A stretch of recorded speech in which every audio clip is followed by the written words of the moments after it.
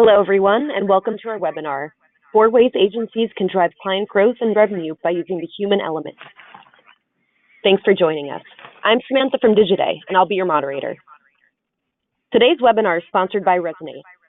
Since 2008, the company has been driven by a simple but powerful idea, understanding people. Resonate empowers leading brands and agencies with deep consumer intelligence that ignites unbreakable relationships through better connections, more meaningful engagement, and compelling customer experiences. A question and answer period will follow the presentation, so please stay with us until the end. Feel free to submit questions at any time via the GoToWebinar panel. Everyone who registered for today's webinar will also receive an email with a recording of the session tomorrow, so stay tuned for that. We're joined today by Jonathan Ricard, Senior Vice President of Agencies at Resonate. Jonathan Ricard leads the agency business for Resonate, a consumer intelligence marketing SaaS platform. His focus is on helping agencies attract new business, develop new innovative services, and deliver results by tapping into Resonate's easy-to-use platform. Under his leadership, agencies of all sizes have used the Resonate platform to reach their strategic business objectives. He brings over 25 years of executive experience in high-growth startups, SaaS platforms, and data companies, including AOL, Signal, and IXI Digital. Okay, let's get started. Jonathan, take it away. Great. Well, thank you everyone for joining today. It's a delight to be here and to be able to present to everyone, and thank you Digiday for hosting us. Super excited to get started. So as mentioned, I'm Jonathan Ricard. If you were thinking about me on a persona card, I'd be age 34 to 45 still, thankfully. My company would be Resonate. I'd be SVP of Agency Sales and work as a head of our agency outreach efforts. Motivations, I'd be insight driven. Personal values would be helping others win. And from a hobbies perspective, you'd be thinking about me as somebody who's interested in coaching and video games. Today, we're going to talk about 4 ways that we can help you as agencies grow clients and generate revenue. And we're going to walk through these in about 35 minutes, where we're going to start with stop using cardboard personas. We're going to dive into how do you invert the persona to be focused on the human element. We're going to show you how you bring data, tech, and process together. And ultimately, how do you build competitive advantage? Our target persona for today would be someone who's in marketing and advertising, who's got expertise in insights, research, and digital marketing, whose personal values would be around innovation, success, and being an early adopter, whose interests obviously are marketing, data, technology, and anything else you guys want to care about, with 2 specific focuses that'll become apparent as we go through this, that you're both moviegoers and you're pretty interested in the blockbuster genre. I kicked off this presentation with some thoughts on my own around, well, what would Google say about relative content around marketing? And what we see for Google is that there's 1.9 billion search results on marketing. If I search that term, marketing to people, 1.36 billion results. People-based marketing, we're down into 722 million, right? Values-based, emotional marketing, persona-based marketing, all start to drop off. But this is a lot of content related to what you do every day, which says 1 or 2 things. 1, there's a lot of people who are looking to take your jobs. Or 2, there's a lot of vendors looking to help you accomplish these buzzwords over here on the left. And we're going to dive into particularly why marketing to people and people-based marketing are larger than marketing in general, and how values-based marketing starts to be a really important part of what you should be thinking about every day. In order to help guide the discussion today, I'm going to ultimately burn this shape into your brain.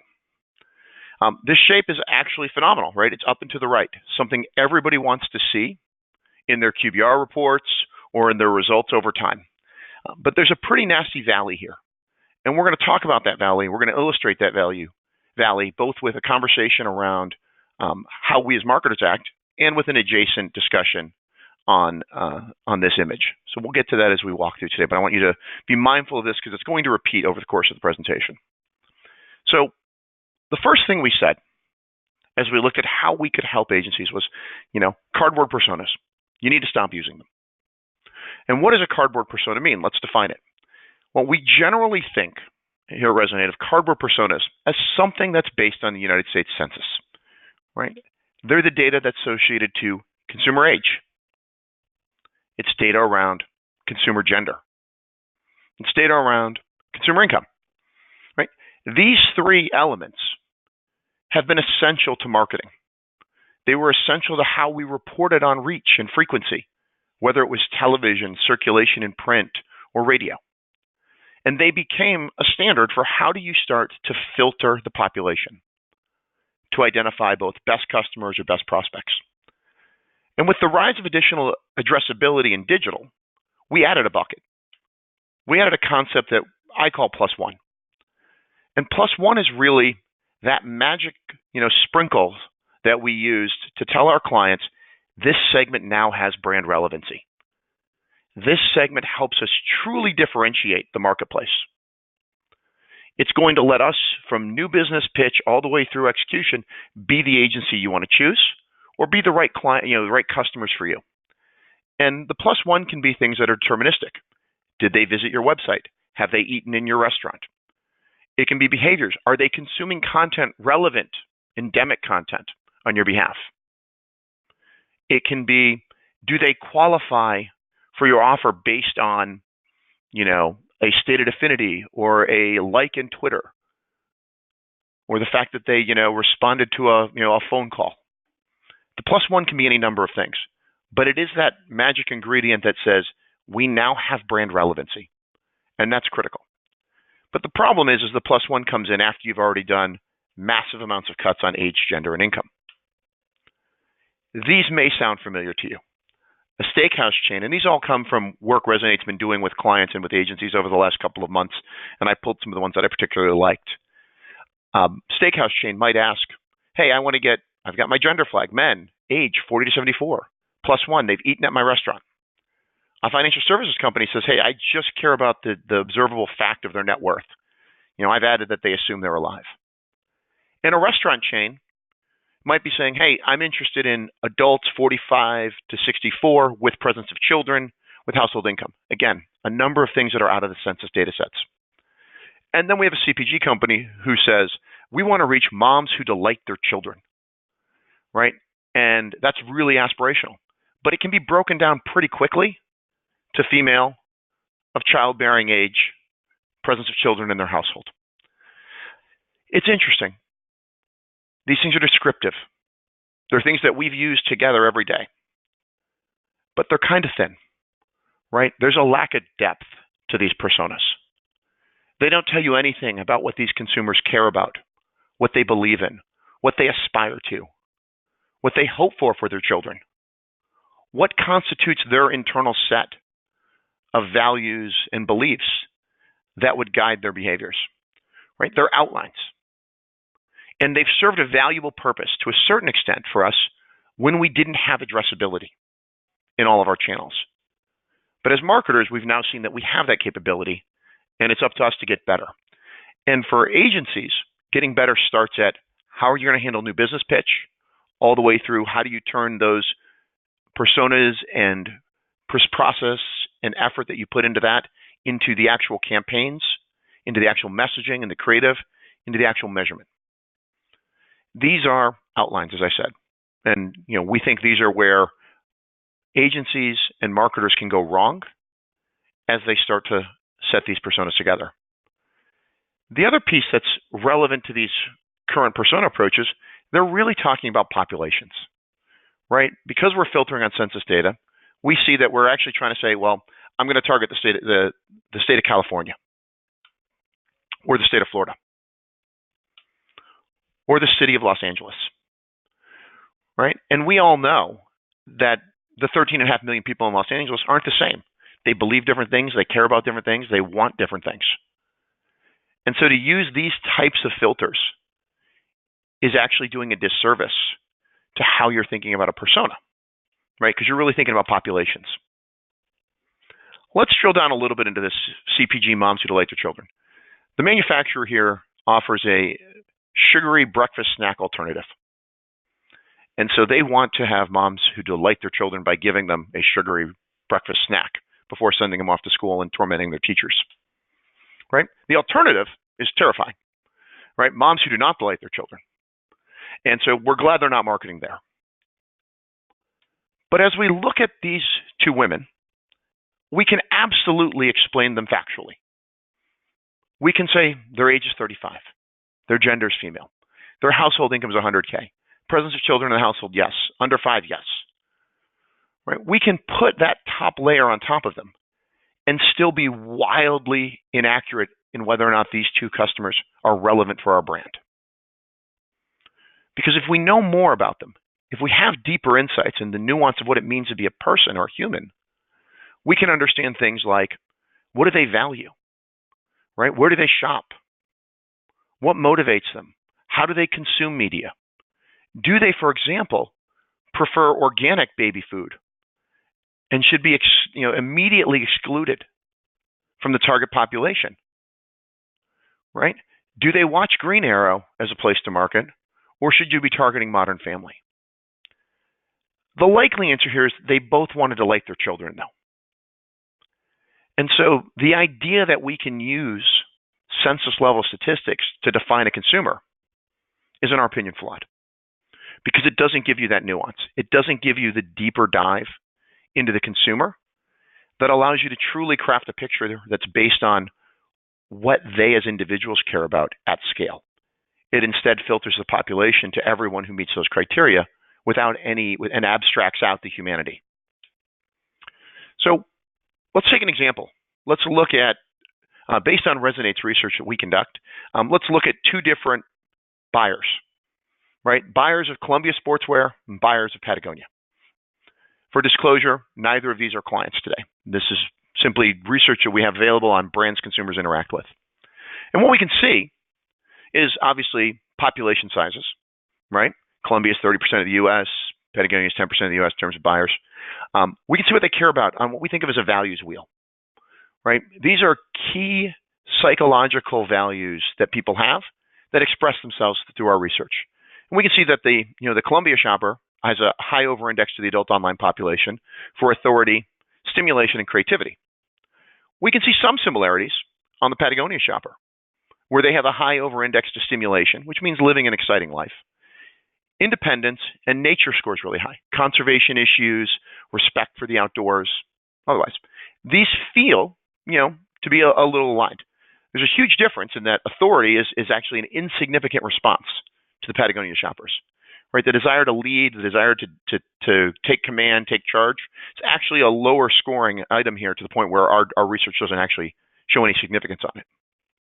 So these consumers may look the same age, gender, and income. They may both be shopping at REI. They may be standing next to each other when they're picking stuff up, but they're going to be different in terms of who they are and what they really care about. Which brings me to my second point. How do we invert the persona? How do we start with the values, the things that make us human, right? So if we thought about stimulation, you'd understand the description of that to be having a life full of excitement, novelties, and challenges. Right? You may or may desire to seek new and thrilling experience and be more likely to take risks to achieve those experiences. You probably have a low patience for uninteresting or tedious tasks. Hopefully listening to a webinar doesn't qualify there. But life's an adventure. And that's a persona that's based on a human element.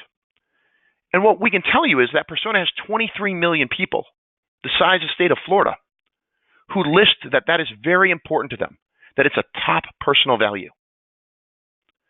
And what we can also see here, if we think about inverting a persona, is you still can think about these folks in terms of male-female splits. You can still think about them in terms of secondary filtering, ages, incomes, all of the demographic highlights that you might see.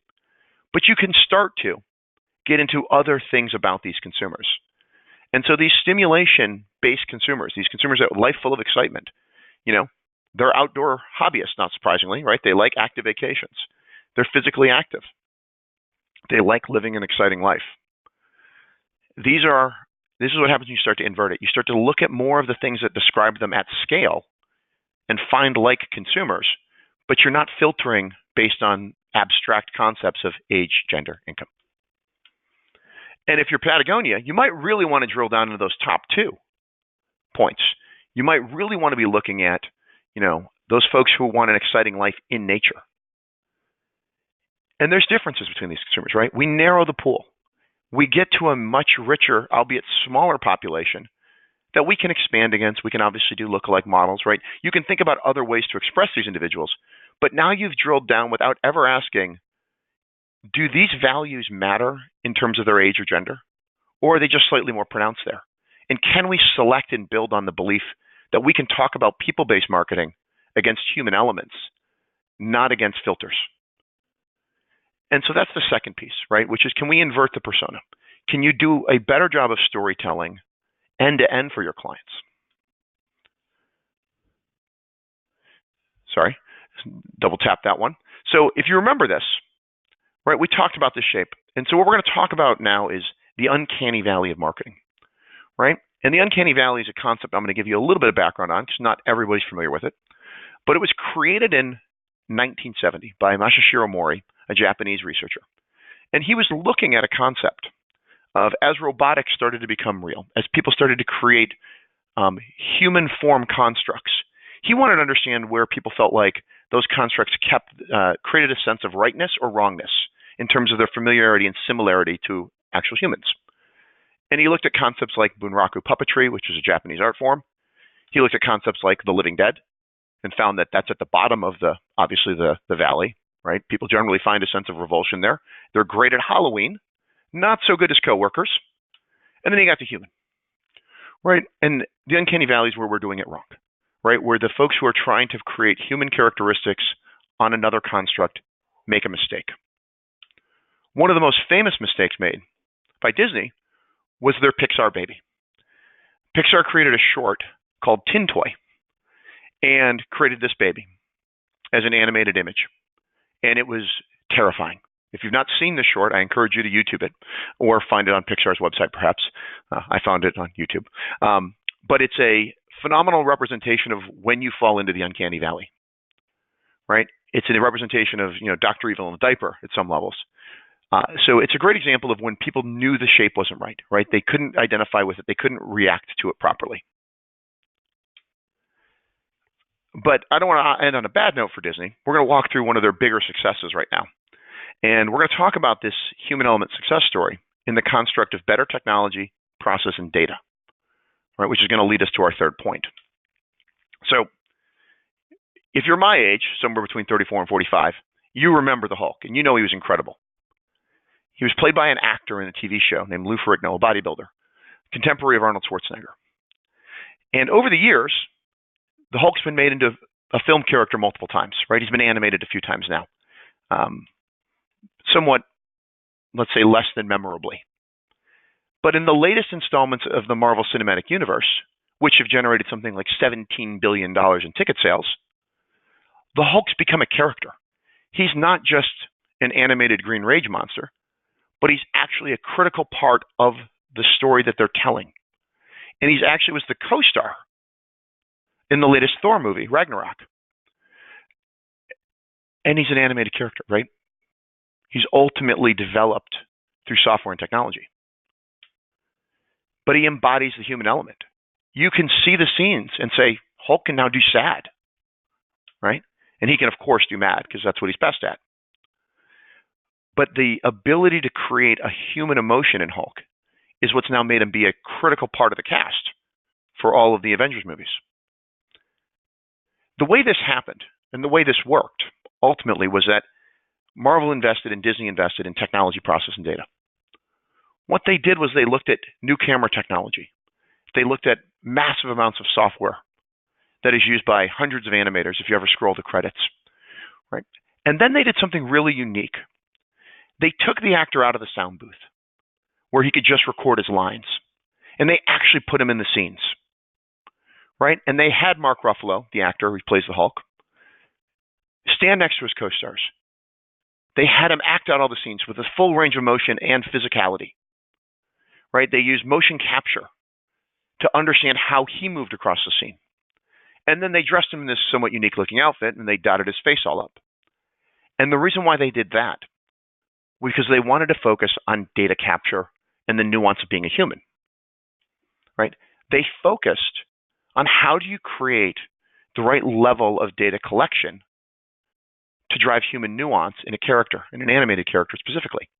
And so each of these dots represent a point of capture of facial topology that is mapped into the software packages to allow the Hulk to express the same emotions as Mark Ruffalo, for his skin to wrinkle the same way, for his eyes to crinkle, for his smile to be the same, for his lips to move, right? The nuance of what our most expressive feature as people is what allows the Hulk now to be a full-fledged animated cast member.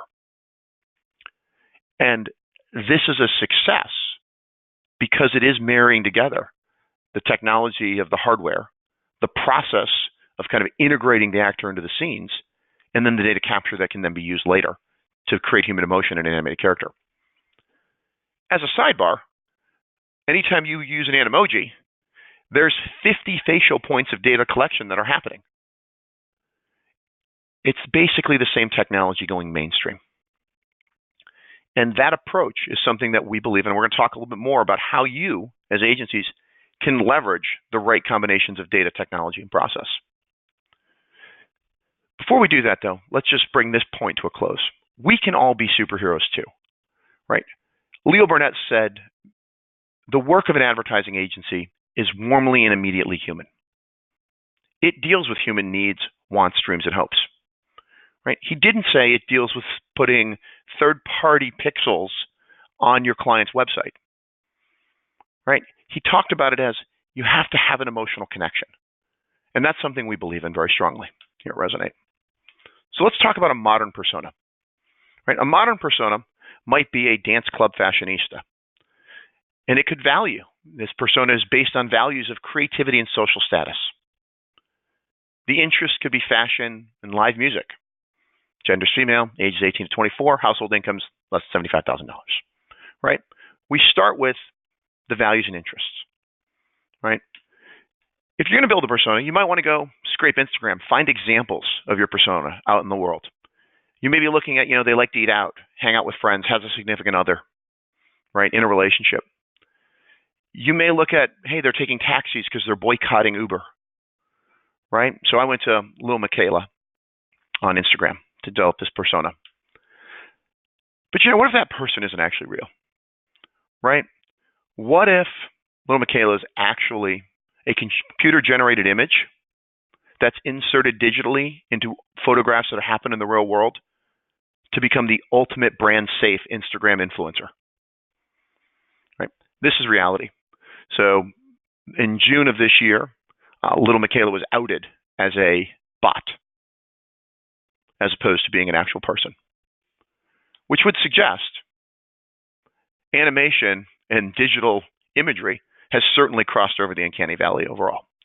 It portends some terrifying things for, obviously, how we interact with technology, but also at the exact same time, an amazing opportunity from a brand safety perspective in the market.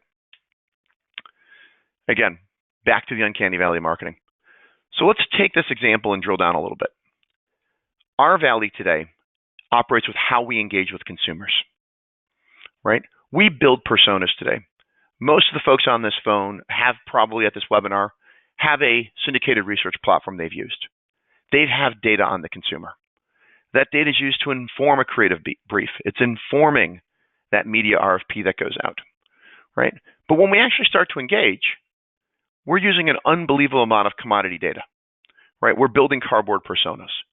We're taking that statement of moms who delight their children, and we're reverting it to age, gender, income, and +1 shops at a grocery store.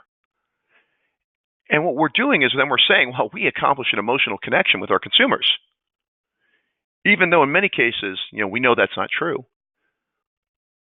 But also we know we did a lot of extra work throughout this process because we had to redo a lot of that work, because those personas we build today tend to end in a PowerPoint or PDF.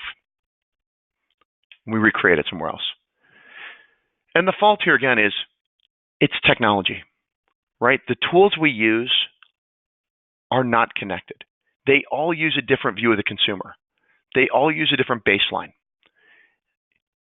From research tools that stop before they get to a digital identifier, whether that's a cookie or a mobile ad ID, that don't connect to television data or don't connect into, an app level view of the consumer, to targeting tools in 3-letter acronyms like DSP and DMP, which bring in 160,000 overlapping segments of a consumer and say, pick the ones that make the most sense or that best align to the brief. And to measurement tools, which are now one further step off and have their own view of the consumer that they're trying to link back to. Right? There's no end-to-end integration of the data and the technology and the process that you do every day, and that leads us to massive amounts of inefficiency, particularly when we're looking to actually engage with the consumer directly.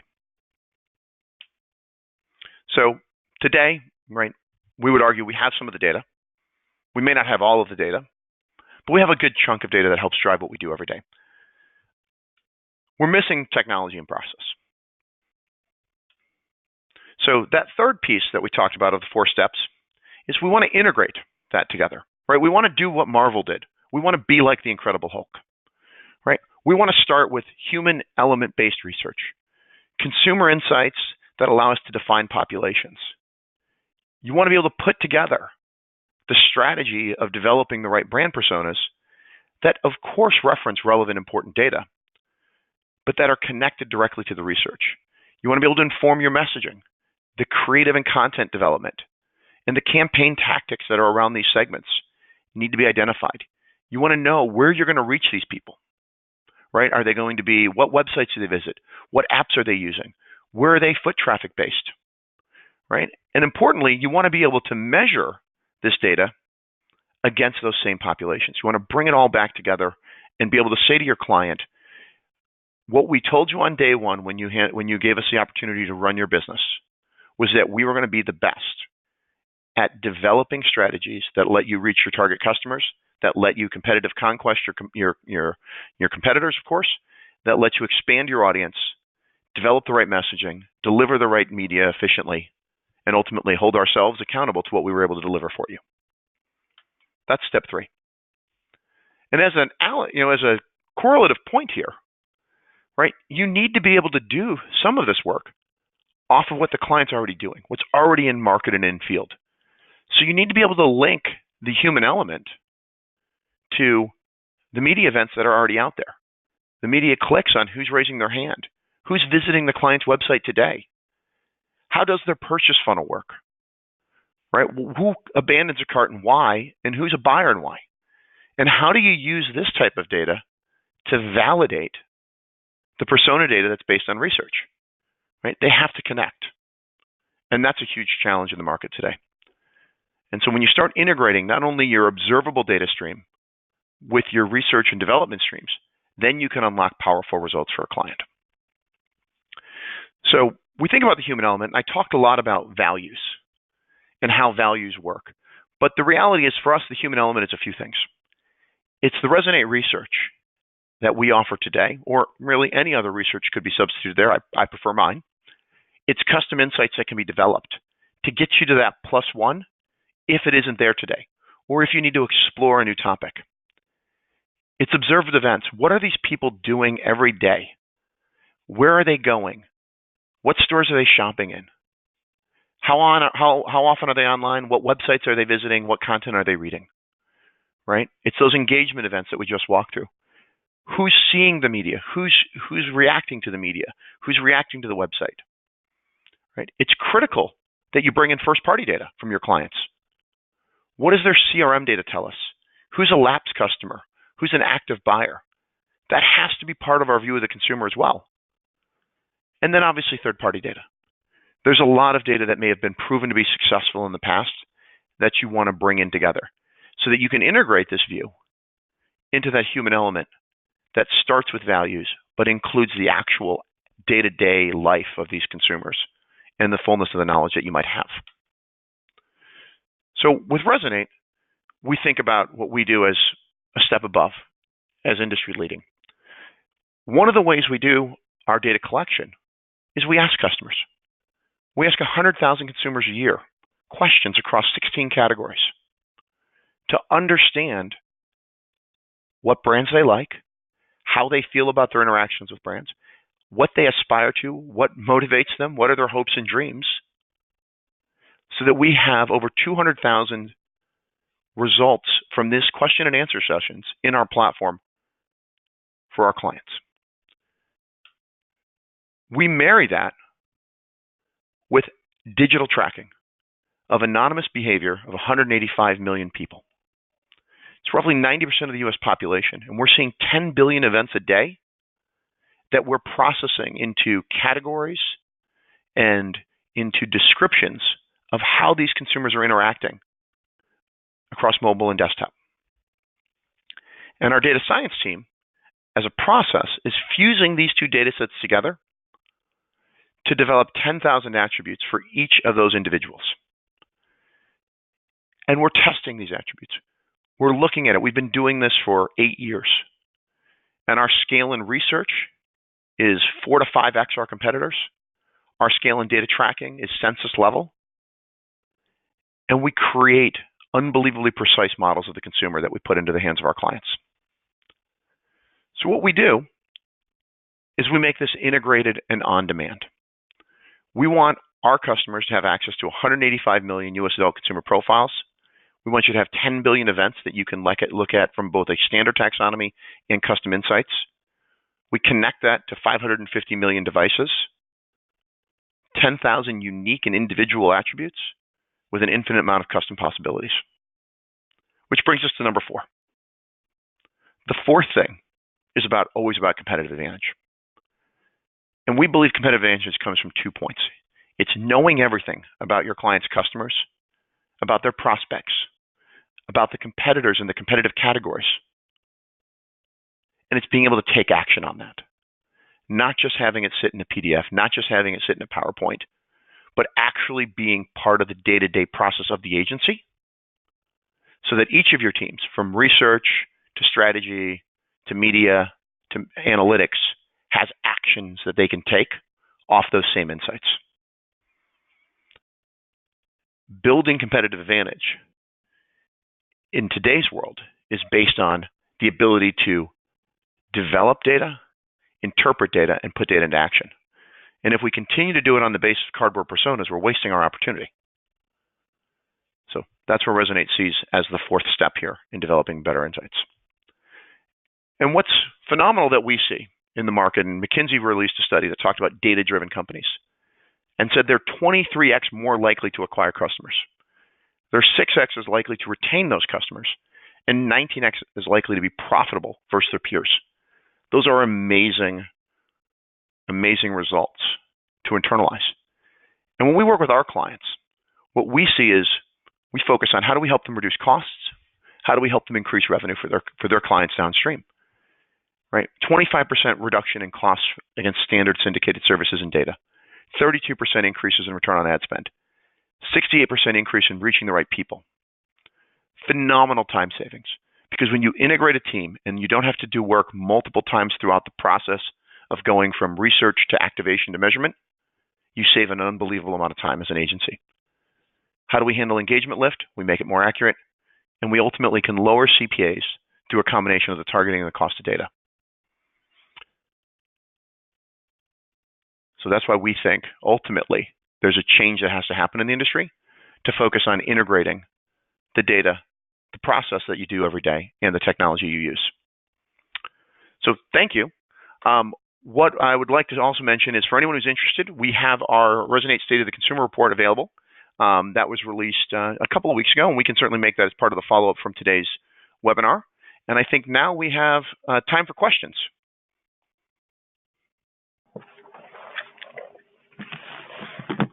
Thank you, Jonathan, for all of your great insights. So just a reminder for all of our attendees, the full recording of the webinar will be made available to you in a follow-up email tomorrow. So we're now going to move on to the question and answer portion of the webinar. And you can submit questions at any time through the GoToWebinar panel. So let's start off with this one. And it asked, who or what role in an agency typically leads an effort to move beyond cardboard personas and leverages a platform like Resonate? Yeah, so we see two primary groups that are really focused on making a change happen and thinking about it from that perspective of getting rid of cardboard personas. There is an entire group of folks at agencies who've been using tools, syndicated research tools like Simmons and MRI for years. And ultimately, we see research as one of the teams that often takes charge because they've recognized that over the last few years, with the increase of addressability in the market, there hasn't been a corresponding increase of addressability in the tools they use. And so research teams have been one of the largest, early adopters of Resonate's approach because they see the ability to integrate what they do on a day-to-day basis more strategically with the teams that are downstream of them. The second group that probably has been one of the biggest adopters of Resonate is really the strategy team, right, or growth team. And sometimes those names are interchangeable depending on the agency. But when you think about time to insights and the ability to learn about a new business pitch, that team is always hungry for cutting edge information that lets them stand out and create a better narrative and the ability to integrate that narrative with what they're actually going to do post kind of business win. And so those are the two groups that have really embraced Resonate out the gate today, and some of our biggest champions are in those two teams. So this next question asks, how does GDPR or CA privacy fit into Resonate's process? No, that's a great question. I mean, I think everyone in our industry is, and particularly in digital marketing, is very focused on the impacts of both European privacy law and GDPR, as well as a recently passed law in California around privacy for consumers. And those are going to have significant impacts in their own ways, right? Resonate is a U.S.-based company, and so all that we do is GDPR compliant. We actually ultimately block traffic from GDPR nations who are covered under GDPR and represent totally a U.S. only based approach for the market. California privacy is going to be interesting.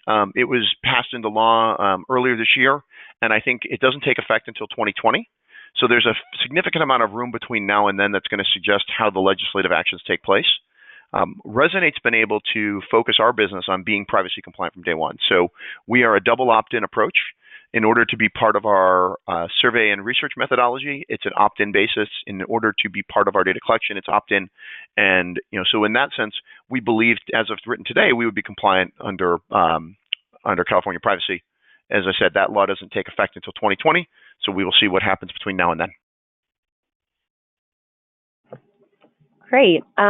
Another question asks, what are the top 2 use cases for Resonate, and who are the hands on the keyboard end users? That's great. So I would say that the number one use case for Resonate is getting to this human element persona, right? It's developing a view of the prospect universe. It's enriching the view of the clients, current site visitors, of their current buyers, of their current customers, in a way that integrates that data with everything else they do. So that's certainly the first view, is kind of this enrichment approach to persona development, so that there's a new approach being taken on a day-to-day basis. The second primary use case is really in more effective media targeting, right? It's bringing a new view of the consumer and putting it into action. And Resonate's fairly unique in that we don't make our data available as a standardized third-party segment. And so our data is, farm to table ours, and ultimately we handle the distribution to our clients' preferred endpoints so they can leverage it. And by doing that, we become a asymmetrical piece of information, right? You're not always bidding on the same audiences because the Resonate audiences aren't actually available as a syndicated data set, right? And so our cookie pool is, remarkably unique in that sense relative to other data companies out in the marketplace. So I'd say the 2 primary use cases, to repeat those, are obviously persona development and media activation for highly targeted populations. Hands-on keyboard actually spans, the entire agency. So when we work with one of the holding company partners we have over 88 employees logging in on a monthly basis to leverage our platform. And those folks come out of the research team, the growth teams, the media planning teams, the offline planning groups, because there's a remarkable amount of data on media consumption, all the way through, the analytics team who's pulling post-campaign reports.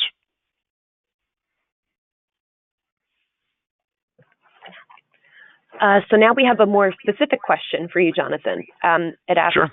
You have a panel of 200K and do a survey bi-monthly. So they're wondering, what is the average size of a questionnaire? And also, are all 200 surveyed every other month?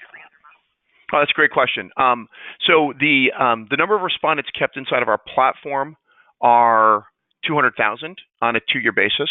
We survey 100,000 people each year, and so that is done bi-monthly. So I think that number works out to being somewhere in the neighborhood of just about, what is that, 6 of those? So 15,000 people every wave that we run is surveyed. We don't maintain a longitudinal panel. The reason why we don't is that we work with some of the leading panel research providers, folks like SSI, Research Now, Protégé, Harris, and others that allow us to have access to consumers at the scale we need. When we compare ourselves to folks like MRI and Simmons, they're doing between 24,000 and 40,000 a year in total surveys for their core products. So we're substantially higher than that on that basis. And I think that answers the question, is that it's about 16,000 per wave in terms of our data collection. Oh, there was one other part of our answer, what was the survey? So it's an online survey. It's generally speaking today around 20 minutes. We typically cover a set of core questions that forms the baseline, and then we do some topical expansion as well as any custom research that our clients want us to do. Great. Thanks so much for your time today, Jonathan. Just want to ask if there are any other final thoughts that you'd like to add. No, I just thank everyone for showing up the day after Halloween. I'm sure if you were like me, you were spending time out with the trick-or-treating last night. So thank you, everybody, for attending. And Digiday, thank you again for hosting. It's been a pleasure. Great. Thanks so much. And thank you to everyone who joined us. Have a great rest of your day. Cheers.